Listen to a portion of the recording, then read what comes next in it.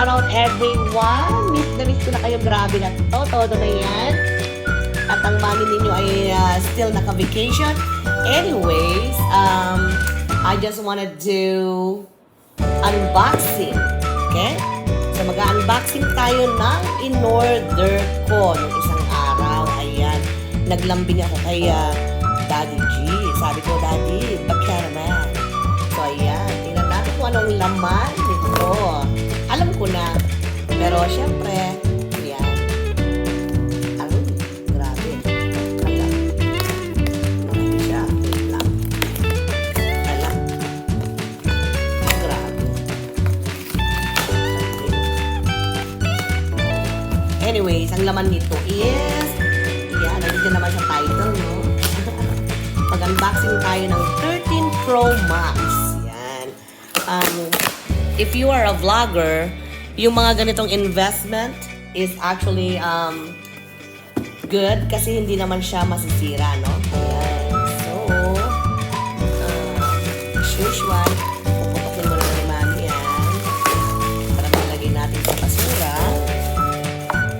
Yan, tingnan natin. Thanks for your order. Ayan. Phone unlocking. Okay. Oh.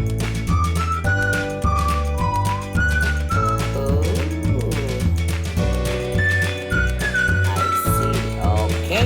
So, meron tayong pa-welcome order, no? Thanks for your order, sabi dyan. And then, syempre, ito yung kanyang manual. Tayo naman ay sanay na dahil nakailang unboxing na rin ako nito. Yung iba is hindi naman na-record dahil nga hindi pa tayo YouTuber noon, no? So, ayan. Ayan na ang ating iPhone 13 Pro Max na i-unbox ngayon. Diyos ko, parang mas mabigat siya.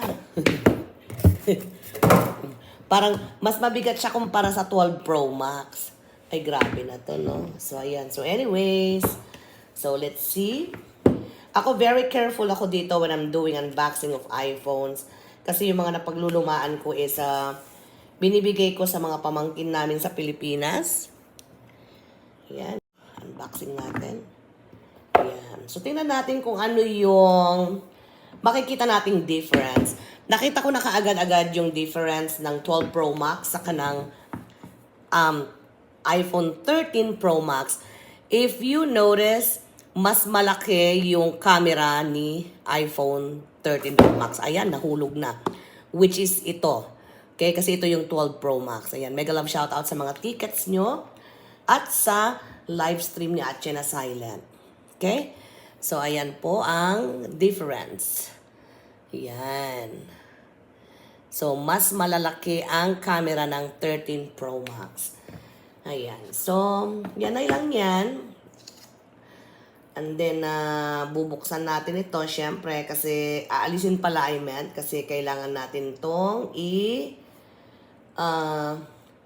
pupunta tayo mamaya sa sa Best Buy kasi papalagyan ko siya ng screen protector at syempre bagong case kasi hindi uubra yung case ng ating 12 Pro Max, but we will see, di ba, kung kakayanin niya. So ayan na po, yan lang yan.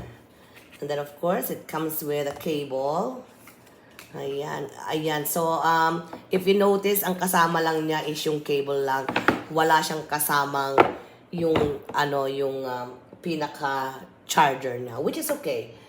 Yung mismong, yung fast charger. Okay lang yon kasi meron kami nung extra. Marami kami actually noon. So, ayan na po ang ating iPhone 13 Pro Max and 12 Pro Max. Alright, that's about it. Thank you for watching. And again, I miss you all. God bless. Mwah!